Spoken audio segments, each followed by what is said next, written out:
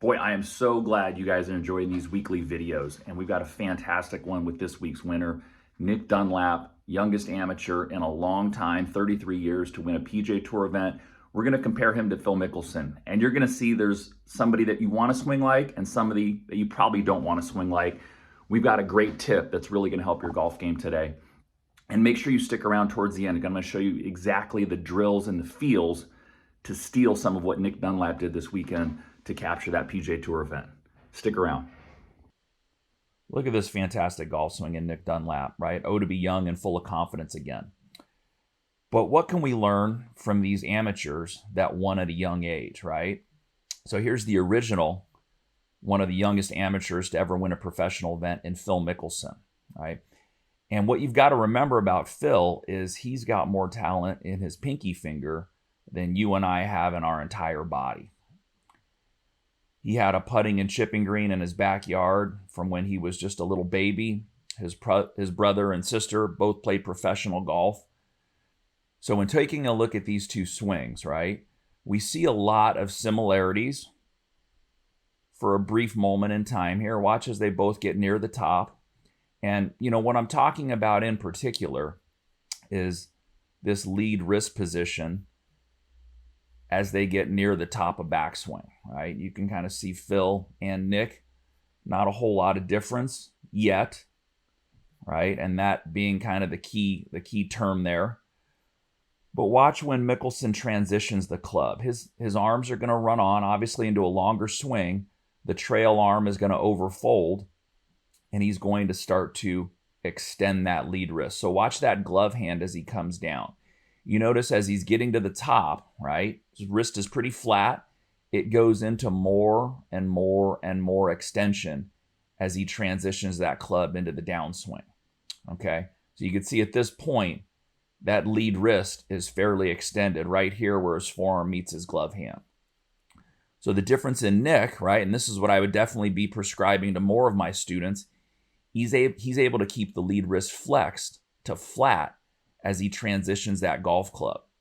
So there's a huge difference in the position of the shaft early in the downswing, right? Notice the difference in the lead wrist there. And take a look here at these amateur golfers that I've seen and just how prominent it is in having a shaft that transitions too steep. And that leads into early extension, casting, coming over the top, flipping, all these different problems. Now, the thing with Phil Mickelson, right, because of that talent level that he displays, he's able to square this up because he's so cocky and confident all at the same time. He can make this work, and he has made it work for an amazing number of years. But look at the amount of rotation through the ball with his hands because of what happened there at the top. Now, Nick's not going to do that. He's going to be able to rotate through the golf ball and maintain a good amount of spine angle. Just because that position coming down, you can even see to this point, the lead wrist is still flat, the trail wrist is bent, the face is very strong, right? Most players are not getting to that position. The face is much too open, the shaft is much too steep. So just going through the hitting area here, this is as good as anybody, right? And that's something that if I can help my students get to that position, and I've got a great drill coming here real soon, you're going to see the ball go much farther and much straighter on a consistent basis.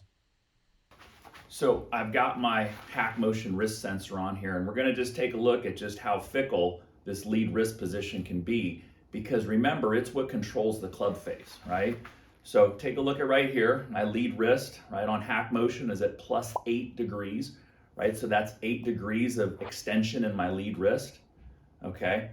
And if I start to go to where Phil Mickelson went at the top, and I see so many students doing that, where they go for a little extra backswing, a little extra range of motion to swing the club faster, now I'm extended 32 degrees, okay? Doesn't look too bad.